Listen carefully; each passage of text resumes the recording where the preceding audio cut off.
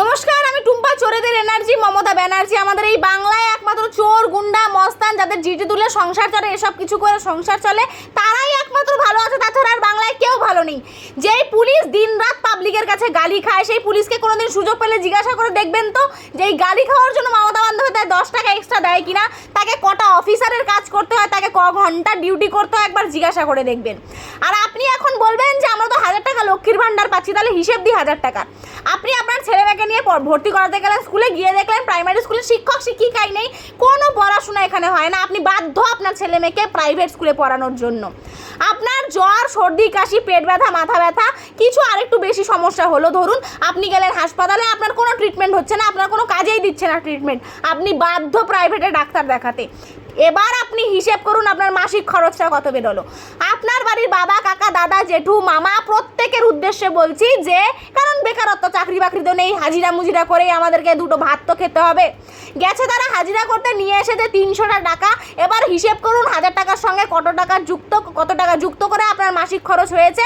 আর এবার হিসেব করুন নাকি 1000 টাকা থেকে আপনার 2 টাকা বেঁচেছে। এই হিসেবটা বাড়িতে খাতা কলম নিয়ে প্লিজ একবার করবেন।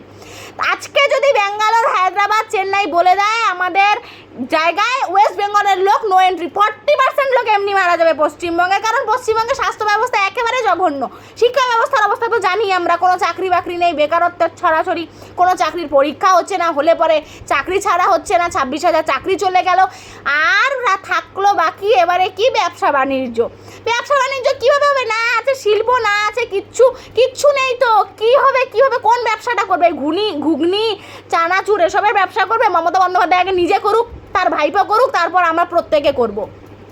আমাদের পশ্চিমবঙ্গে অনেক বিরোধী দল রয়েছে, অনেক রাজনৈতিক অরাজনৈতিক সংগঠন রয়েছে, প্রত্যেকের মতন করে এই শোষণকারী সরকারের বিরুদ্ধেই কিন্তু লড়ছে, নিজেদের ক্রেডিট নিচ্ছে।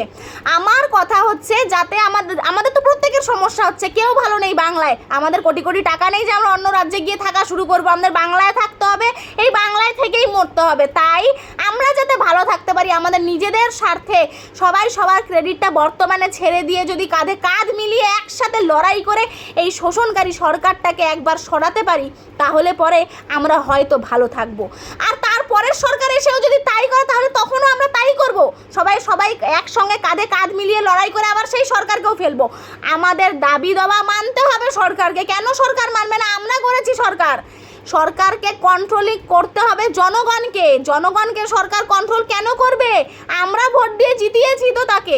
তাই এই শোষণকারী সরকারকে নির্মূল করতে হলে আমাদের প্রত্যেককে কাঁধে কাঁধ মিলিয়ে লড়াই করতে হবে। তারপর একবার সরকারটাকে সরাই না, একবার আমরা আমাদের কথা ভেবে একবার লড়াই করি, সবার ক্রেডিটটা ফেলে রেখে বর্তমানে একবার এক হই না। এই শোষণকারী সরকারকে নির্মূল না করলে তো আমরা কেউ ভালো থাকতে পারছি না। একমাত্র এই চোর, গুন্ডা, মস্তান ছাড়া এই বাংলায় কেউ ভালো নেই, কেউ না।